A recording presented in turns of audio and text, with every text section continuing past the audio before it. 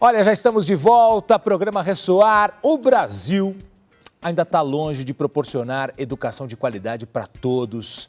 Em 2015, para você ter uma ideia, foi constatado que mais de 2 milhões de crianças ainda estão fora das escolas. Muitas passam de ano sem nenhuma base.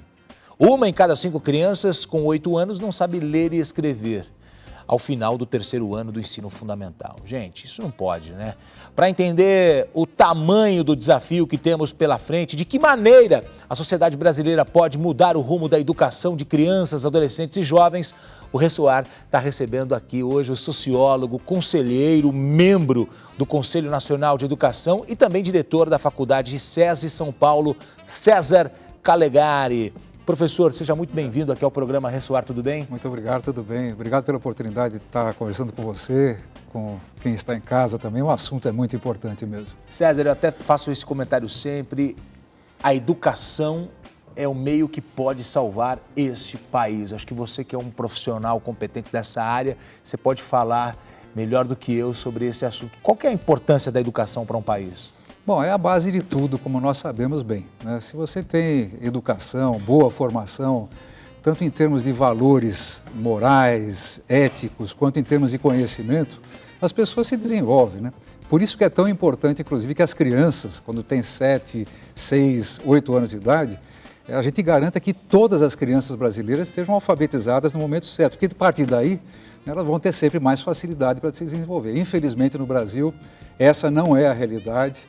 E esse é um dos fatores mais graves do nosso atraso relativo em relação ao contexto das outras nações do mundo.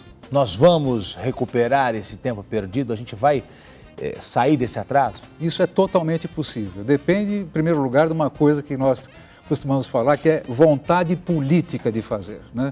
Os governantes falam muito de educação em épocas de eleições, mas quando chega na hora de destinar maiores fatias do orçamento para a área da educação, valorizar os educadores, prestar mais atenção no que acontece, as necessidades das crianças e jovens nas escolas, isso acaba ficando para a 3ª, 4ª, 5ª prioridade, porque as pessoas acham que a educação não dá voto. Bom, enfim, aqueles que são verdadeiramente estadistas, sejam prefeitos, governadores, presidente da República, sabem que investir em educação é o caminho para o desenvolvimento e para uma sociedade mais justa, mais equânime. César, você faz parte do Conselho Nacional de Educação. O que é o Conselho Nacional de Educação? Bom, o Conselho Nacional de Educação, que é formado por 24 integrantes, entre brasileiros que se dedicam e têm experiência na área da educação, boa formação, nós somos os responsáveis basicamente para definir as diretrizes curriculares, né, de todos os cursos, desde a educação infantil até a educação superior. E também resolver vários problemas relacionados à interpretação das legislações relacionadas também à área da educação. Por exemplo, no caso daquilo que deve ser, de fato, ensinado para uma criança no ensino fundamental ou no ensino médio, isso cabe ao Conselho Nacional de Educação definir. Assim como o currículo das faculdades e universidades também são definidas pelo Conselho Nacional de Educação. Então, é um órgão de Estado, não é ligado ao governo, mas ao Estado brasileiro, e deve representar, portanto, os caminhos e as diretrizes para a educação em todos os níveis. Olha, eu comecei a nossa entrevista trazendo um dado aqui que é preocupante. Vou repetir.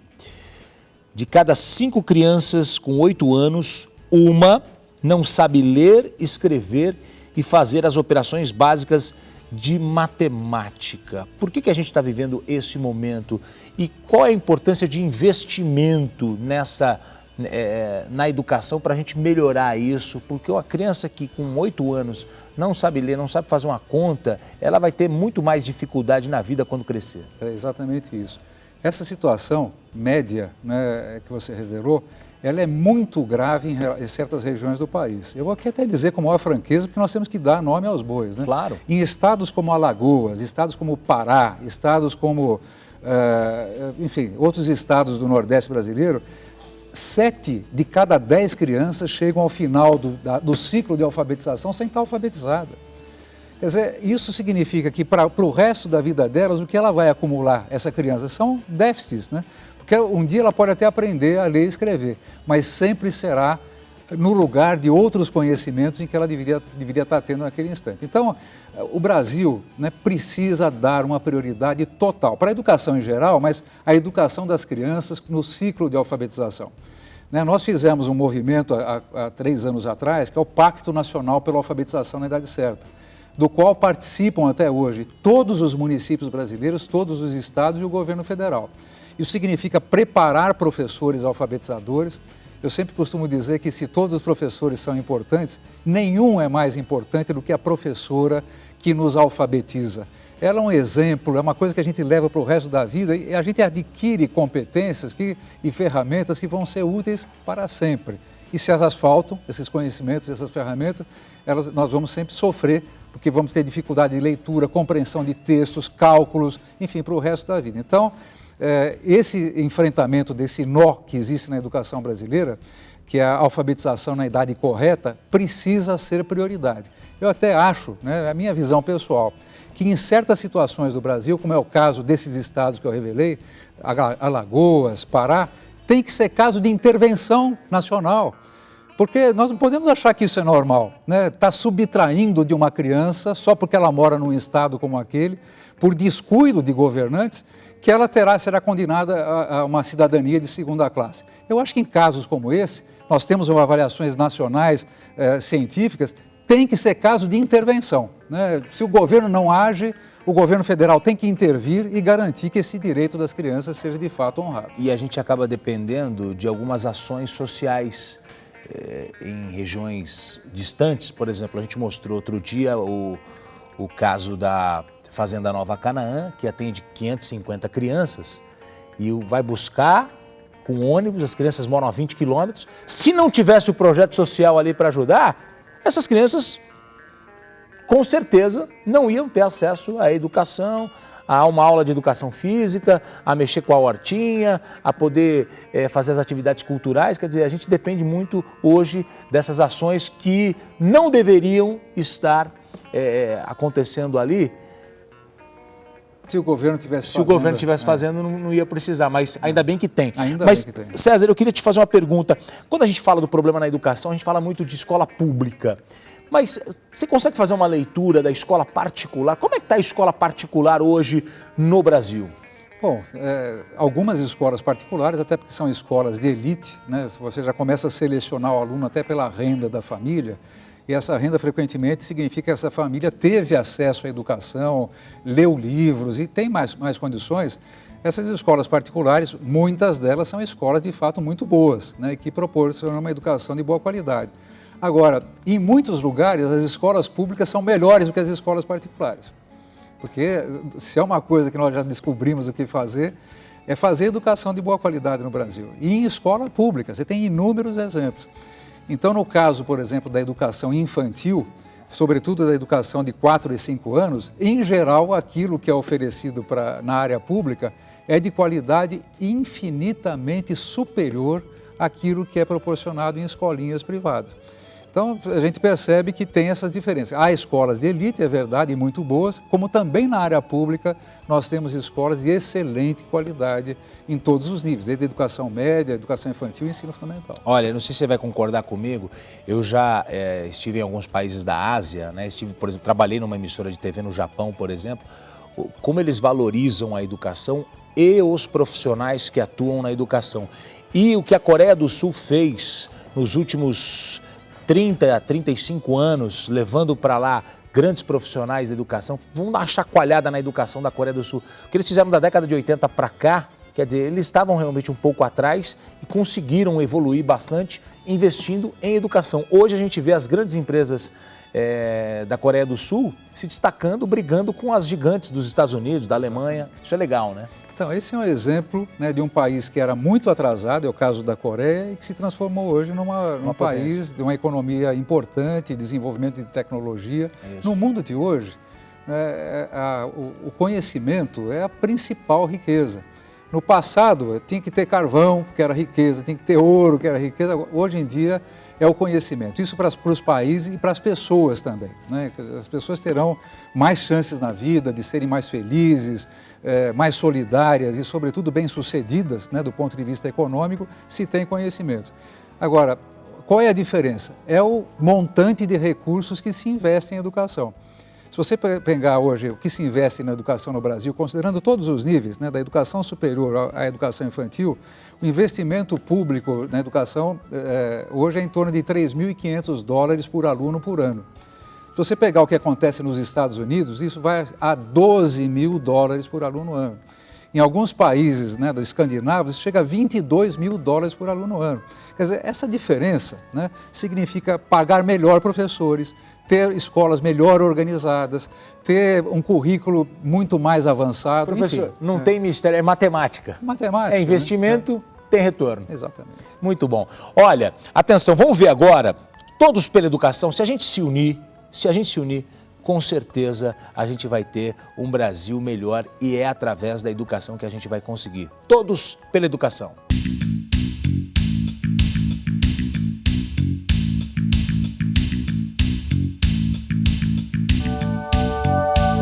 Todos pela Educação nasceu em 2006 com o objetivo de ajudar o país a garantir educação de qualidade para todas as crianças e jovens, né?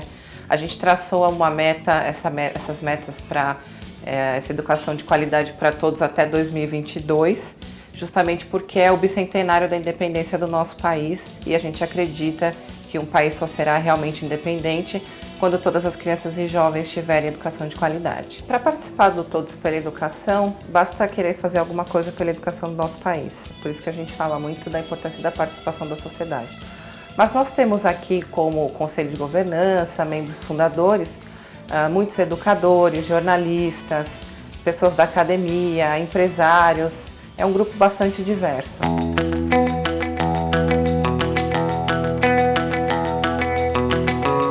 Todos pela Educação, quando foi fundado em 2006, traçou 5 metas justamente para mostrar para a sociedade como ele faria esse acompanhamento e mostraria que a educação estaria evoluindo ou não, né?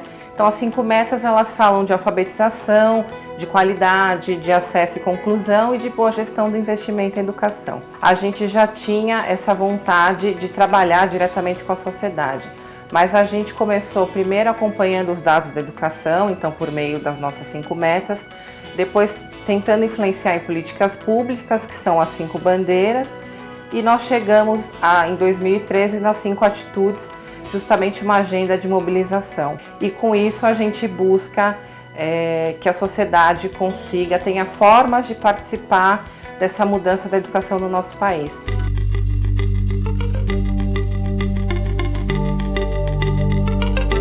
Para participar do Todos pela Educação, aqui nós não temos projetos, por exemplo, onde você atua como voluntário. Mas você encontrando uma ONG, por exemplo, no seu município, já é possível participar.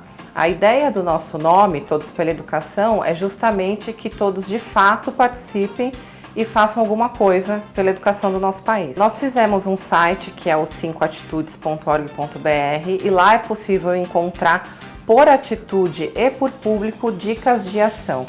Então, se você faz parte da família, se você é professor, se você é do governo, se você é empresário, enfim, todo mundo pode e deve participar. No site das 5 Atitudes é possível encontrar essas dicas, né, de ação e também vários materiais. Então a gente tem o livro 100 Perguntas que Vão Dar o que Falar, que é justamente para incentivar o diálogo dentro de casa, entre os pais, avós, enfim, tios e a criança. A gente fez um livro também focado no coordenador pedagógico, de como colocar esse tema engajamento família e escola, que é justamente o que trata as 5 atitudes, também ali no dia a dia, conversando com o professor. A gente fez uma campanha com casos reais de pessoas que já estão ajudando no nosso país, né, a fazer a diferença, mudar a educação do nosso país. A gente tem casos reais como uma mãe que é a Tatiana lá do Rio, a gente tem uma coordenadora pedagógica, a Solange, tem uma líder comunitária aqui de São Paulo e todos esses materiais podem ser encontrados nesse site 5atitudes.org.br e podem ser baixados.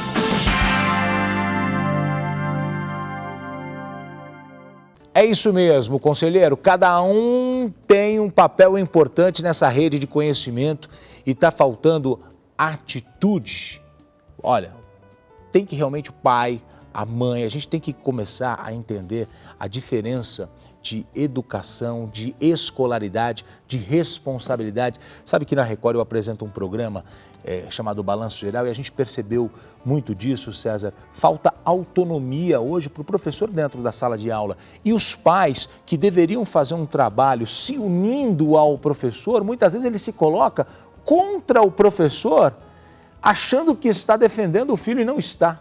Está atrapalhando esse processo de escolaridade. Então a gente tem que se unir realmente e ajudar, né, que o professor tenha autonomia, seja bem remunerado, bem aparelhado, tem que ter condições dentro da sala de aula. Eu acho que são vários fatores que vão ajudar a gente ter uma educação melhor. É isso mesmo, e sobretudo quando a família participa, né? Você falou, olha, tem famílias que às vezes ficam contra a escola, né? Mas o pior de todos os problemas é a omissão dos pais, né? Esse é o pior. Às vezes, quando o pai participa na escola, mesmo reclamando, mesmo injusto, é melhor ele participar do que a omissão. Aquele que desconhece os esforços e as dificuldades dos seus filhos, aqueles que nunca vão às escolas, reunião de pais. A ciência da educação nos mostra hoje com maior clareza. Quando a família participa, né, as crianças aprendem mais, se desenvolvem melhor. Isso, o que significa participar? Primeiro, se interessar pelo que o filho e a filha estão fazendo. Muitos pais e muitas mães não sabem, não têm a menor ideia se o filho deles tem êxito na escola, tem talento, tem alguns interesses, se destaca e muitas vezes também não sabe nem se tem dificuldades. Quer dizer, essa omissão da família talvez seja o maior de todos os problemas. Quando a escola e a família se unem, né, para a educação das crianças e dos jovens, tudo vai melhor. Então, a minha recomendação, né, para quem está agora nos vendo, quer dizer, nunca deixe de se interessar, não apenas pelas dificuldades dos seus filhos, mas pelos sucessos dos seus filhos, né? Porque eles fazem muitas coisas que não estão aos nossos olhos, fazem na escola, né? Fazem às vezes até na rua, né, com os amigos. Então, esse interesse, acompanhar também os deveres de casa, a lição de casa, os boletins, conversar com os professores, e a mesma coisa a escola, né? A escola também não precisa ficar de braço cruzado esperando que os pais venham, né? Elas devem encontrar caminhos para que essa comunicação, essa interação entre a família e a escola se dê. Porque muitos pais têm um pouco de receio de ir para a escola, porque, puxa vida, será que eu não vou lá ficar, as pessoas não vão achar que eu estou mal preparado, que eu não sei as coisas. A escola precisa da família, né? Então, portanto, os professores e diretores de escola precisam encontrar caminhos interessantes, às vezes até visitar a casa das crianças, a casa dessas famílias, para junto a essas famílias buscar as melhores condições para o desenvolvimento geral. Perfeito, perfeito. Concordo plenamente, porque a escola não é um lugar distante onde você passa com o carro ou alguém leva o teu filho ou a perua leva, você deixa lá só para passar o tempo, daqui a pouco você pega. Não, é algo que vai ser fundamental na vida dessa criança. E eu me lembro muito bem, tem coisas marcantes na minha vida da minha época. Eu lembro o nome da minha professora do prezinho, na minha época tinha o prezinho, professora Dirceia, porque eu estudei em escola pública por um bom tempo, e eu lembro dessa professora, e eu sei hoje que muitos desses professores estão trabalhando por amor.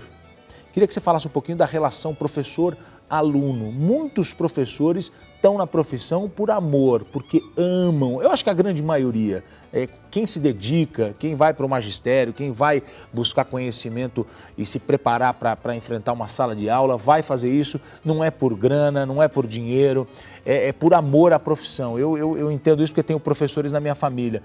Como é que tem que ser essa relação professor-aluno? Como é que ela hoje, como é que ela pode melhorar? Bom, não pode ser como era antes, né? Porque antigamente os alunos tinham pouca informação do mundo. Hoje em dia uma criança e jovem então nem se fala, tem informação por toda a parte, né? Pelo celular que tem, por televisão, jornais e pelas suas redes sociais. O professor hoje tem que ser basicamente um orientador de descobertas por parte dos alunos e, portanto, criar todas as condições para que o aluno pesquise, descubra, para que ele possa desenvolver os seus projetos e, portanto, fazer com que a sua aprendizagem do aluno seja significativa. Que todos nós sabemos que quantas coisas nós vimos na nossa época de escola, de educação básica, e que nós não tínhamos a menor ideia de que aquilo ia servir para a nossa vida. boa parte daquilo que se ensina na escola tem muita importância para a nossa vida, mas às vezes os professores não encontram caminhos disso. O mundo mudou, né? A sala de aula mudou também. O mundo mudou, mas nós estamos no século XXI e frequentemente a nossa sala de aula está do jeito do século XIX, Gotino. Esse é o problema. Você tem toda a razão, muitos professores são excelentes profissionais, né, que encantam. O professor, antes de mais nada, tem que encantar os seus alunos, né? E para ele encantar os seus alunos, ele tem que ser muito bem formado. As faculdades hoje que formam professores, salvo algumas exceções honrosas, não formam bem os professores. Os professores também ainda são muito mal remunerados no país, né? Ele precisa ter amor, precisa ter vocação, mas ele precisa ser respeitado como profissional. Isso significa bem remunerado, carreira decente, valorizado. Enfim, essas coisas todas, quando acontece, tudo vai bem. E acontece no nosso país. Não é que a gente tem que olhar para fora, vamos olhar para nós próprios. Mas aquilo que você estava falando, às vezes falta uma determinação, né? A determinação de fazer com que a educação seja de fato a principal das prioridades de um país, porque com isso a gente vai diminuir muito a violência, vai diminuir a injustiça, a diferença entre as pessoas, vai aumentar a generosidade, né, e os valores fundamentais, não apenas da família, mas dos seres humanos. Quer dizer, a educação é a base de tudo. Por que a gente não enfrenta isso? Porque se tem muitas coisas que o Brasil tem dificuldade, porque nós temos uma economia relativamente ainda atrasada, mas será que nós não sabemos, por exemplo, alfabetizar todas as crianças na idade certa? É claro que a gente sabe. Falta, portanto, essa determinação que deve ser de todos, da sociedade, dos governantes e de todo mundo. Tá muito bom o papo aqui com o César Calegari, e eu tenho uma frase que eu gosto, não é minha frase, agora não me recordo a autoria, mas quem lê sabe mais, né? E se a gente investir na educação, como disse o César, a gente vai resolver muitos outros problemas do nosso país. Por exemplo, se você investe na educação, você vai gastar muito menos na área da saúde, porque as pessoas sabem, né, a importância de você lavar as mãos, a importância... Se você tem as crianças aprendendo, você vai gastar menos com educação. Se você investe em educação, você vai gastar muito menos com segurança pública, né? Porque essa criança ela vai saber aonde ela pode ir, aonde ela não pode ir, o que ela pode ultrapassar, o que ela não pode ultrapassar. Então, uma área pode fazer a redução de gastos em muitas outras, não é isso? Exatamente, é isso mesmo. Nós estamos num momento importante, Gotino. Fizemos muitas coisas, o país tem avançado, embora não com a velocidade que nós achamos que deva ser na área da educação, mas criamos várias condições. Uma é muito importante e ela está acontecendo agora. O Brasil, obedecendo inclusive um mandamento do novo Plano Nacional da Educação, está discutindo um novo currículo para a educação básica no Brasil, envolvendo a educação infantil de crianças desde os 6 meses de idade até o final do ensino médio. É muitíssimo importante que todos participem disso, porque hoje o Brasil não tem uma base curricular nacional comum. E quando você não tem uma base curricular, quer dizer, você não sabe aonde quer chegar. Como já disse alguém, né? Não há bons ventos para quem não sabe onde vai chegar. Então, definir os direitos de aprendizagem de uma criança ou de um jovem nas diferentes etapas, isso significa também definir as responsabilidades de professores, de diretores de escola, de governantes e tudo mais. A discussão e a participação em torno da Base Nacional Curricular Comum, que está sendo discutida no Brasil, é algo que não apenas educadores, mas as famílias e até os alunos precisam participar. Legal, é importante essa união, família, aluno, o ambiente escolar. E olha, para a gente encerrar, César, eu queria falar com você sobre um assunto. A escola ainda é um ambiente promissor para o convívio social, para a aprendizagem. É possível a gente resgatar o fascínio pelo educar? Porque sabe o que está me preocupando? A gente tocou nesse assunto. Antigamente, a gente falava para uma criança, o que você quer ser quando crescer? Ah, eu quero ser professor. Hoje, a gente tem visto isso? Não sei, acho que não. Então, como é que a gente vai resgatar esse fascínio pelo educar? Como é que a gente vai fazer com que as nossas crianças pensem, sonhem, almejem se tornar um educador? Primeiro, formando bons educadores, né? Na Faculdade César de Educação aqui de São Paulo, né, nós estamos formando, é uma proposta totalmente inovadora de formar um professor por área do conhecimento e que tenha uma visão mais holística, mais completa, né, de todo o processo educacional. O professor, como você falou bem, né, nós todos temos exemplos na nossa vida que carregamos até hoje de professoras e professores.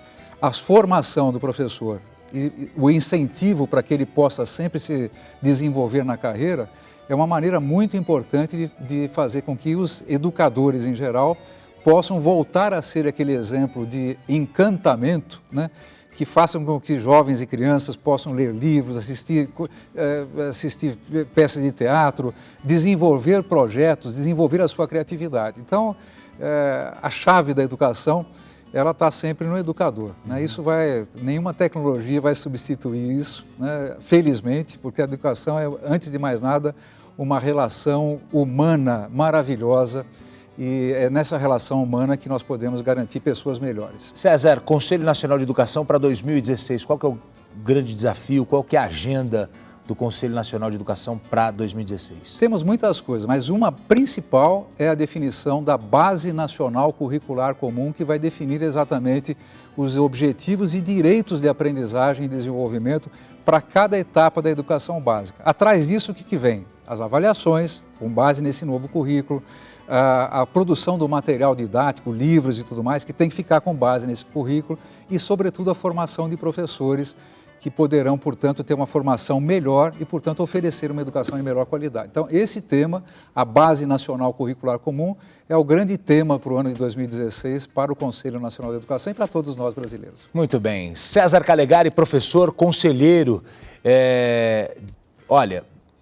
participante, membro aqui do Conselho Nacional de Educação, sociólogo, professor, está aqui com a gente conversando no programa Ressoar. Quero agradecer a sua participação, que foi muito bom a gente falar sobre educação, e eu saio dessa entrevista entusiasmado e acreditando que a gente vai melhorar. Pode demorar um pouquinho mais do que a gente imaginava, mas acho que a gente vai chegar lá. Obrigado a todos.